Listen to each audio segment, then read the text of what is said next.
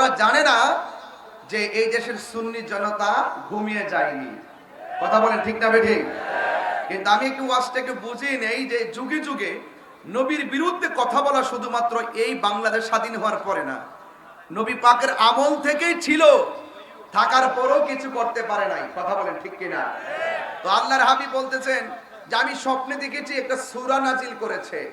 এই সূরাটা কি অত্যন্ত দামি না কম দামি? অনেক দামি সূরা।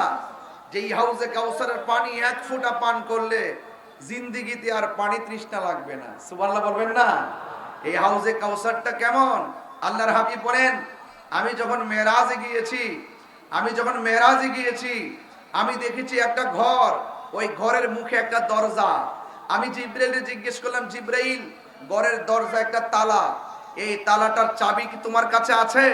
জিবরাইল সাল্লাম বলেন, ইয়া রাসূলুল্লাহ, অনেক দিন ধরে দেখেছি রুমটা তালা, যতবার আল্লাহর কাছে চাবি চেয়েছি আল্লাহ বলেছে এই চাবিটা আপনার কাছে আছে।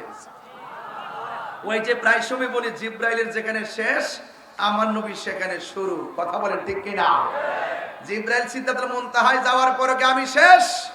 আমার নবী বলে তুমি শেষ আমি শুরু। বলেন না সুবহানাল্লাহ।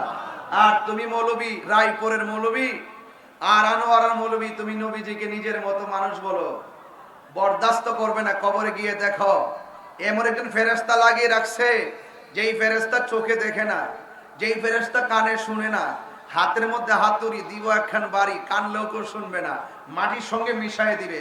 কাহিনী করলে কবরে বাহিনী আছে। কথা বলেন ঠিক কিনা বলেন? চাপার জুড়ে দুনিয়ায় বড় আলাপ করা সম্ভব, ফেরাউনও টিকতে পারে নাই। কথা বলেন ঠিক কিনা বলেন?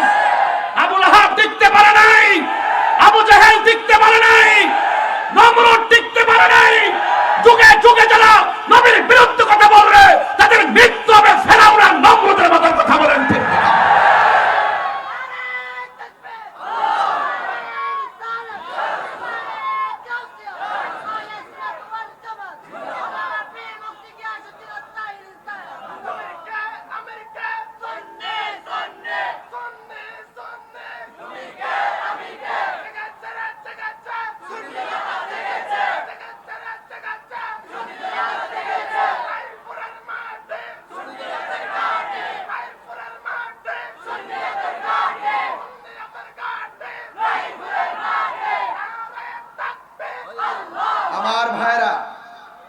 আমার ভাইরা, আমি যখন মাঠে একটু গরম হয়, মাঠ গরম, এটা আমার কারিশমা না, এটা মদিনাওয়ালার প্রেম, এটা মদিনাওয়ালার আকর্ষণ, এটা তাহিরির আকর্ষণ না। তাহিরি হুজুরের এই বাংলাদেশে নতুন কেউ না। যারা পিছনে পিছনে বক বক করে, তোমরা বক বক করতে থাকো, জ্বলতে থাকা তোমাদেরই কাজ। কথা বলেন ঠিক কি না? তোমরা জ্বলতে থাকবা আর আমরা শান গাইতেই থাকবো। ঠিক কি না বলেন? এই জন্য নবীকে নিয়ামত দিয়েছে কে? আল্লাহর হাবিব বলেন আমি গেলাম দরজার সামনে, আমার নবী একটা ইসিম বললেন, ইসিমটা পড়ার পরে দরজাটা খুলে গিয়েছে। সুবহানাল্লাহ বলবেন না? এবার আমার নবী দেখতেছেন এই ঘরের ভিতরে বিশাল বড় একটা ঘর, এই ঘরের ভিতরে 4টা খুঁটি আছে, 4টা খুঁটির মধ্যে 4টা আরবি লেখা আছে। প্রত্যেকটা আরবি লেখার গোড়া থেকে একটা গোড়া থেকে বের হয়েছে পানির নহর, আরেকটা গোড়া থেকে বের হয়েছে দুধের নহর, আর একটা গোড়া থেকে বের হয়েছে মধুর নহর, আর একটা গোড়া থেকে বের হয়েছে শরাবের নহর। এমন ভাবে 4টা নদীর 4টা পানি বের হচ্ছে, 4টা রঙের 4টা পানি বের হচ্ছে। এত সুন্দর পানি। আল্লাহ রাব্বুল আলামিন বলেন, বন্ধু গো, এই পানিগুলো কোথায় থেকে এখানে আসতেছে? এই পানিগুলো কোথায় থেকে আসতেছে? মেরাজের মধ্যে যাওয়ার পরে আল্লাহর হাবিব যখন বললেন, ও আল্লাহ, পানিগুলো কোথায় থেকে আসতেছে? আল্লাহ রাব্বুল আলামিনকে, বন্ধু, ওই নদী থেকেই পানির ট্যাপ লাগাই দিয়েছি। পানির ট্যাঙ্কি হলো এক জায়গায়, ট্যাপ লাগাইলাম ঘরের ভিতরে। জোরে জোরে কে সুবহানাল্লাহ বলা যাবে না? ওই ট্যাঙ্কিটা হলো যেই হাউসটা আমি আপনাকে দান করেছি। ইন্না আ'তাইনাকাল কাউসার, নিশ্চয়ই আমি আল্লাহ ওই হাউসটার মালিক আপনি নবীকে বানায়া দিয়েছি। ওই নদী থেকে আসতেছে, যেই নদীটার যে জান্নাতের নিচে নহরগুলো প্রবাহিত।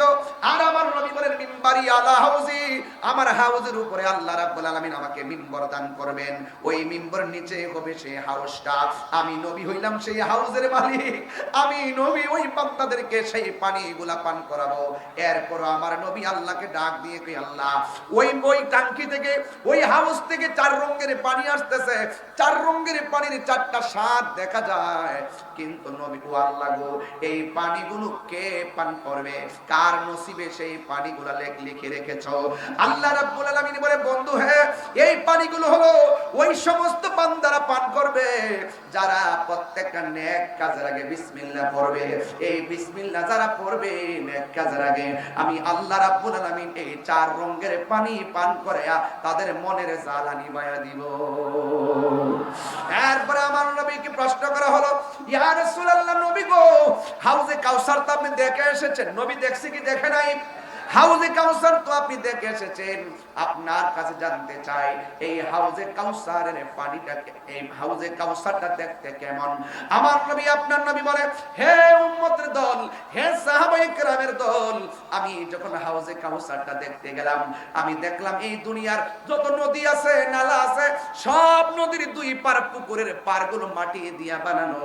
আর আমার আল্লাহ আমাকে যে হাউজে কাউসারটা দান করেছেন, আমি নিজের চোখে দেখে এসেছি। এই হাউজে কাউসারের নদীর পারগুলা বানাইছে আমার আল্লাহ স্বর্ণ দিয়া। এই পারগুলো বানাইছে আল্লাহ স্বর্ণ দিয়া। এরপরে আমার নবী বলে, ও সাহাবায়ে কেরাম শুনো, আল্লাহ রাব্বুল আলামিন যে নদীটা আমরা দান করেছেন, এই নদীর পানিটা হলো দুধের চাইতে আরো সাদা। এই নদীর পানিটা দুধের চাইতে আরো সাদা। এই নদীর মধ্যে এই পানিটা দেখতে বরফের চাইতে স্বচ্ছ। আর এই নদীর মধ্যে প্রেমের বাতাসে একটা ঢেউ খেলে, এই ঢেউ বাড়ি খেতে খেতে একটা ফেনা হয়। আরে ভাই, এই এখানেও তো নদী আছে, বঙ্গোপসাগর, মনে এখানে যাইতে কতক্ষণ লাগবে? বঙ্গোপসাগরে যাইতে 5 মিনিট লাগবে। এর আগে তো পুরো নদীর পাড়ের মধ্যে ওয়াজ করেছি, আজকেও প্রায় 5 মিনিট পরে হলো নদীটা দেখবেন বাতাস লাগলে ঢেউ উঠে, ঢেউ বাড়ি লাগলে ফেনা হয়। আমার নবী, আপনার নবী বলেন, উম্মত, আমাকে আমার আল্লাহ যে হাউজে কাউসারটা দান করেছেন, ওই হাউজে কাউসারের পানি বাড়ি লাগলে ফেনা হয়। এই ফেনাটাও আমার আল্লাহ বানাইছে মণিমুক্তা দিয়া। এই মণিমুক্তা দিয়া এই ফেনাগুলা বানাইছে আমার নবী, আপনার নবী বলেন, এই নদীর নিচে মাটি আছে, এই মাটিগুলো আমার আল্লাহ একদম মেশকে আম্বরের চাইতে আরো সুগন্ধিময় করে বানিয়েছেন। আমার নবী, আপনার নবী রাহমাতুল লিল আলামিনকে প্রশ্ন করা হয়, নবী গো, এই পানিগুলো কে পান করবে? আমার নবী, আপনার নবী বলেন, আল্লাহ পাকের বিধানগুলো যারা মানবে এরা পানি পান করবে, কিন্তু কোনো বেদাতি এই হাউজে কাউসারের পানি পান করতে পারবে না। এখন প্রশ্ন হলো, হুজুর বেদাত কারে কয়? আজকে দেখবেন বাংলাদেশে ঢালাও ভাবে বেদাতের ফতোয়া দেয়, আসলে দেখবেন ওরাই হলো বেদাতি, আমরা ট্যাগ লাগাই বেদাতি। কথা বলেন ঠিক কিনা? অথচ বেদাতের প্রকারভেদ জানে না। বেদাত হলো নব আবিষ্কার, যা নবী পাক সাল্লাল্লাহু আলাইহি সাল্লামের যুগে ছিল না। নবী পাকের তিরোধানের পর যা নতুন আবিষ্কার হয়েছে তাকে বেদাত বলা হয়। বেদাত হলো 2 প্রকার, একটা হলো বেদাতে হাসানা, আর একটা হলো বেদাতে সাইয়্যা।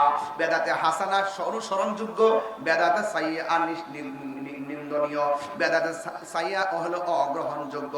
এই জন্য সব বেদাত খারাপ নয়, কিন্তু আমার নবী, আপনার নবী বলেছেন, যারা বেদাতে সাইয়্যা করবে, যেটা আমার আমলে ছিল না, যেটার সরাসরি কোনো ভিত্তি নাই, যেটা অকল্যাণকর, এই বেদাত যারা চালু করবে এরা হাউজে কাউসারের পানি পান করতে পারবে না।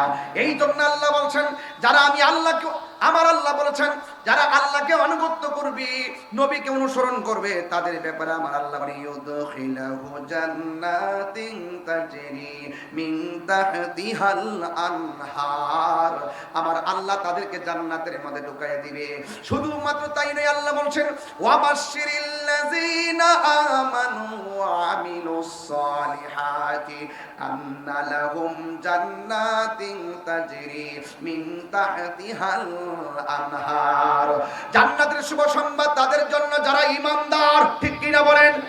যারা ঈমানদার এবং যারা নেক আমল করে, এছাড়া যত মানুষ আছে সব ক্ষতিগ্রস্ত।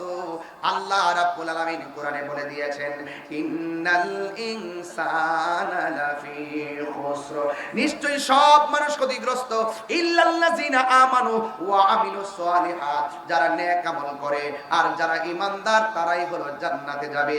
এছাড়া যত মানুষ আছে সব মানুষ জাহান্নামের মধ্যে যাবে। এই জন্য আল্লাহ রাব্বুল আলামিন বলেন, হে বন্ধু, ওরা বলেছে আমি আল্লাহ নাকি আপনাকে নিয়ামত দেওয়া বন্ধ করে দিয়েছি। না না না না, এদেরকে জানাইয়া দেন আমি আল্লাহ আপনাকে এমন অভূতপূর্ব কল্যাণ দান করেছি, যেটাই হলো হাউজে কাউসার। এই হাউজে কাউসার যে সূরাটা কোরআনের মধ্যে সবচাইতে ছোট সূরা, এই সূরার মধ্যে 3টা আয়াত আছে, এই সূরার মধ্যে 10টা শব্দ আছে, এই সূরার মধ্যে 42টা অক্ষর আছে। এই সূরাটা মদিনায় নাজিল হয়ে মক্কায় নাজিল হয়েছে। এই সূরাটা এমন একটা সূরা, এই সূরার নাম কাউসার।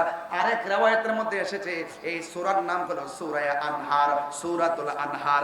আনহার বলা হয় যে সূরাটাকে, যেহেতু নাহার শব্দটা এখানে উল্লেখ, সূরা নাহার, এই নাহার শব্দটা কোরআনে উল্লেখ আছে, কাউসার শব্দটা সূরার মধ্যে উল্লেখ আছে, এই জন্য সূরার নাম হলো সূরা কাউসার। ও বন্ধুরে, এই সূরাটা যদিও ছোট, আমার নবীর একটা সম্মান এখানে বহন করে। কাউসার মানে হলো কাসিরাতুন কাসরাতুন, কাউসার মানে হলো অভূতপূর্ব নিয়ামত। এই জন্য যুবকের দল পায়ের মধ্যে বলে দিয়ে যা ধরে বলে দিয়ে যায়, নবীরে মানলে মুমিন হয়, নবীরে না মানলে বেঈমান হয়ে যায়। আজকে নবীর সঙ্গে গাদ্দারি করলে হাসরের ময়দান যেদিন কায়েম হবে, যেদিন মানুষ পানি পানি বলে কাঁদবে,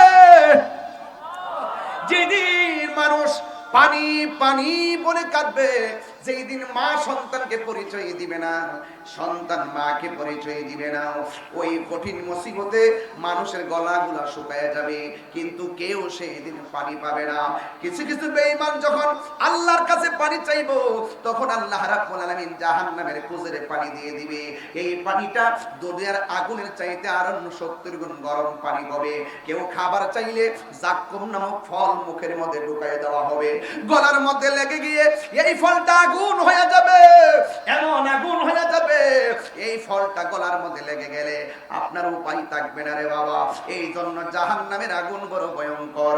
এই জন্য যুবক ভাইরা আমার, আল্লাহর হাবিবের শানে যারা বিয়াদবি করবে, জাহান্নামের নিকৃষ্ট জায়গায় তারা চলে যাবে। আর নবীরে যারা ভালোবাসবেন, ওই হাসরের ময়দানে যেই দিন আল্লাহর ছায়া বিনে কোনো ছায়া থাকবে না। আমার নবী, আপনার নবী বলেন, আল্লাহ রাব্বুল আলামিন হাসরের ময়দানে 7 প্রকারের মানুষকে আরশে আজিমের নিচে ছায়া দান করবে। জবানটা খুলে বলেন, কয় প্রকার মানুষকে আরশের নিচে ছায়া দান করবে? 7 প্রকারের মানুষকে।